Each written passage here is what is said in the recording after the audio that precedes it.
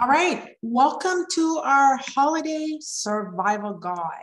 Did you know that recent polls have actually shown that American Psychological Association paints this picture of awfully stressed out Americans? Actually, nearly 80% of adults say that they're experiencing a significant source of stress in their lives. They're stressed out, and most people have experienced this stress in their lives, including during 2020 and 2021.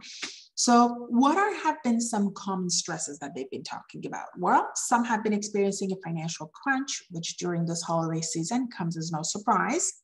Increased work hours because now we're working from home. So the expectation is that because that there is no commute, that you be working longer now. Meetings are happening earlier and later, and that I'm going for a lunch break has started to cease, or that I need some time with my family has started to cease as well. So technically, you're working longer hours being at home. Feelings of loneliness or loss. One of the things that is creating a lot of stress during this era has been that our interactions with our coworkers have significantly decreased. And of course, there's fewer hours of daylight when we're talking about holiday survival. So what are some of the best exercises and activities we could do that would help us to battle stress? I say this all the time. There is not a single research out there that does not promote exercise for different diseases or for stress.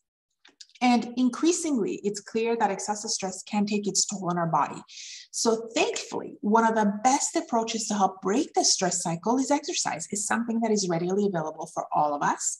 You can do it at any time, anywhere. You don't need equipment, and you can do it with any budget.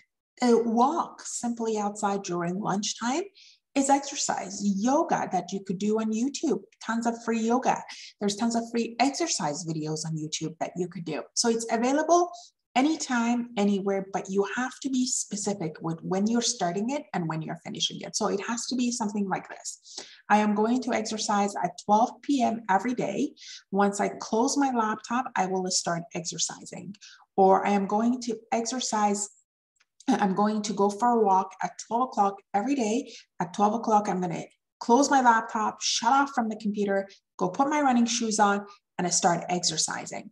So, but one of the big questions is, and I get asked that all the time, but what specifically are the right kind of exercises to help your body find balance? Well, again, I say this, one of the natural ways to relieve stress is to exercise. Exercise temporarily increases our cortisol hormone.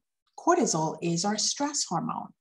And it's correct that in the beginning, it puts our body under physical stress. But what happens is that cortisol levels starts to lower after several hours, which is why you shouldn't exercise right before bedtime, because initially the stress hormone starts to increase and then you become awake. You cannot go back to sleep. But over time, exercise holds the power to encourage cortisol balance. So when we're stressed, whether we have a deadline or we have a loss or that we have a lot of work or we are physically exhausted, that cortisol levels are up through the roof. Exercise really, really helps to normalize our cortisol levels. You do have to understand, though, that when you're beating your body with ultra intense, prolonged daily exercises, you could be inviting too much physical stress. And you know that because you're feeling unrested after a full night's sleep, that you can't get through the day without boatloads of coffee or energy drinks, and your exercise recovery seems to take forever. Your muscles are sore for longer and longer.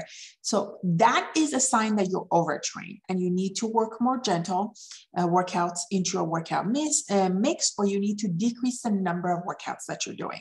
But for someone that's experiencing holiday stress, you might want to trade the brutal workout sessions for shorter bursts of exercise or more gentle forms like yoga, like Tai Chi, or even walking. So please, please, please do not discount the benefits of weight training or resistance training either. There's actually a recent study that's done that puts inspiration into strength training, and I'm going to go what that study is like. So they analyzed 33 randomized clinical trials. So this is the best kind of research that you could have. And it involves about 2,000 people. They found that actually strength training, weightlifting, 2 or more times a week significantly boosted people's attitude, mood, and spirits. Interestingly, the feel-good benefit occurred regardless of a person's health status, regardless of how much weight you lifted. Even weight training here and there provided a de-stressing boost in the outlook department. So regardless of the strength gain. Isn't that amazing? Now, lots of time I get asked, but Dr. Shireen, have a diet. I mean, we know exercise is important. Is your diet important? Yes, your diet is important. We always talk about how no amount of exercise can outrun your fork. And I always talk about no amount of supplements can outrun a bad fork either. But here are 5 diet recommendations that I have for you. You want to eat foods that are required for normal serotonin production. So what is serotonin? Serotonin is that feel-good hormone that you have in your brain, that your body makes, that makes you feel good. And it helps you to deal with the stresses in life. It makes you feel like you got this, that you can do this, and it helps you to problem solve. So when your serotonin levels start to decrease, then your mood starts to decrease. So serotonin is really important for how we feel. So what are some of the serotonin making foods that would help with your mood? So you want to start having B6 in your food. B6 levels are associated with a positive outlook and they reduce stress naturally. So eating foods like mushrooms, like bananas, like pinto beans, like avocados, turkey, and chicken, they can naturally boost your B6 intake. You also want to make sure that you're getting tryptophan on your plate. Tryptophan converts to that serotonin, those feel-good hormones that your brain makes. You need it in order to make serotonin. So how do you add tryptophan in your diet? So foods that you got to start sneaking into your diet are things like tuna. There are things like nuts and seeds. There are things like chicken and turkey and oats. Those are great sources of tryptophan. Number 4, I want you to opt for vitamin C foods throughout the day. Vitamin C is so important. It's actually a cofactor that gets that tryptophan, that piece of chicken that you ate, to become 5-HTP or 5-hydroxytryptophan in normal serotonin production. And that's what helps with our serotonin production. So what are some high vitamin C foods? Yes, kiwi is one of them. Citrus fruits are great. Bell peppers, spinach, berries, pineapple, and camel. And camel does come in a powder form, so you could make a smoothie out of it.